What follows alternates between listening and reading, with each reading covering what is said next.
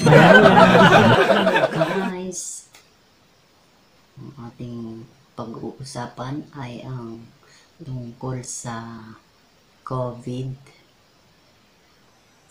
na yung positive. Kaya talagang medyo mahigpit po ngayon dito. At kailangan sundin ang mga nararapat gawin. Hello! Ito na naman tayo tungkol sa COVID.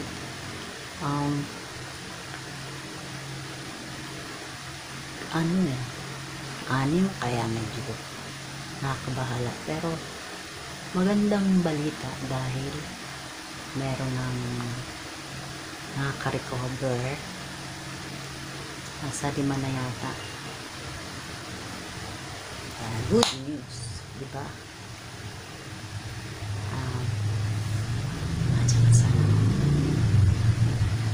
Saan dumating na ang sap namin?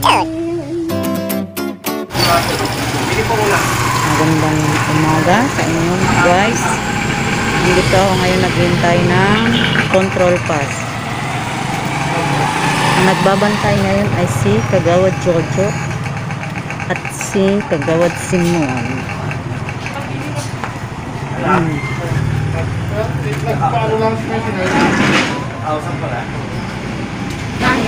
Meron na silang mga plastic din dahil po nakakataba ngayon dito sa Katanawan.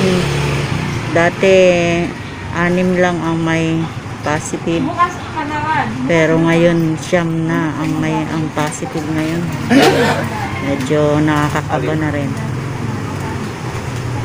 Dati kasi 0 kami ng COVID, biglang nagkaroon.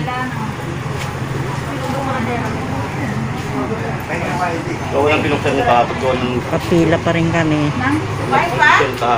Pang-apat na daw ako sa akin control ID. Kapila pa rin po kami ngayon.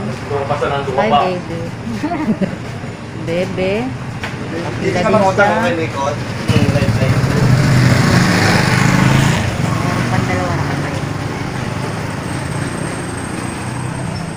Daming pila po ngayon. Maghihintay pa na. Ang 4 daw ako eh. And si Kagawad. Busy. Ano nga sabihin mo doon sa card pag hindi galing din eh. Ay huwag na magpasaw ka lang. Kagawad Simon. Ayun, daan na lusot. Yung tagtangkot, takikita yun. Nag-asikaso siya ng mga nagbabayad sa pesel ko kasi kakawa yung pila. na doon sa opisina. Hindi na pinapagila sa labas. Alam ko good evening.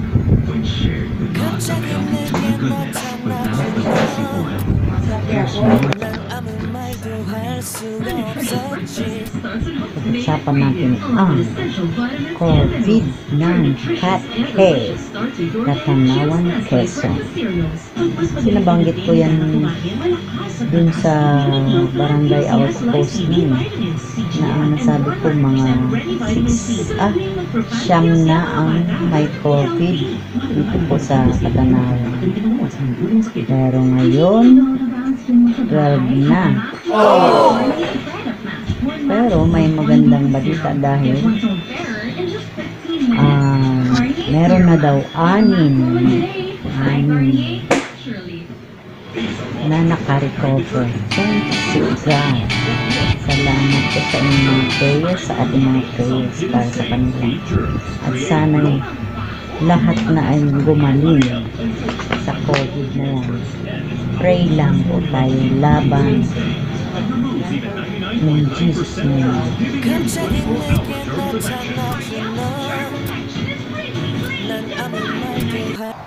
Hello again. Katatapos lang namin manood ng TV at ngayon ay matutulog na kami. Don't forget para makaiwas sa COVID-19. Laging magsuot tayo guys ng face mask at maghugas ng kamay pag tayo lumalabas, o kaya maligo na lang kayo, diba? Para tayo laging ligtas. Ingat guys, pag-pray nyo kami mga katanawanin.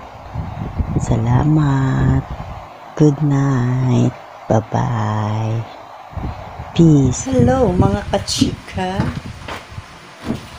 nakikita niyo po ang mga result ng mga nagkaroon ng positive at ngayon ay nagre-recover, tsaka yung mga iba pang detalye.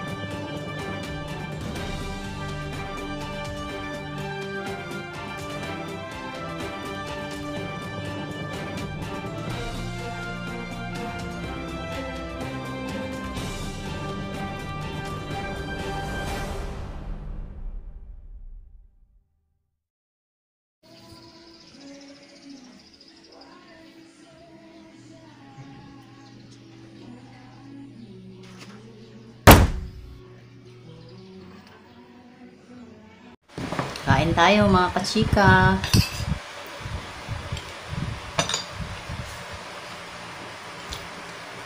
Nandiyan na po yung mga listahan, nilagay ko na. Galing po yun sa LGU ng Katanawan. Magkape, sobrang init. Kahit mainit, magkape pa rin tayo. Sa ngayon po ay wala pang nilalabas ulit ang LGU tungkol sa COVID. Ang pinakahuli ko yung nandyan na nakikita niyo. Siguro yung iba hindi pa umuwi, nagpapalakas pa sa ospital, pero naka-recover na sila.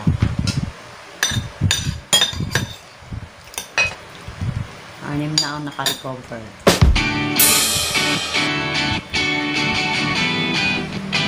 Yun lamang po. Salamat sa inyong panonood sa mga video ko. Thank you. Bye. Peace.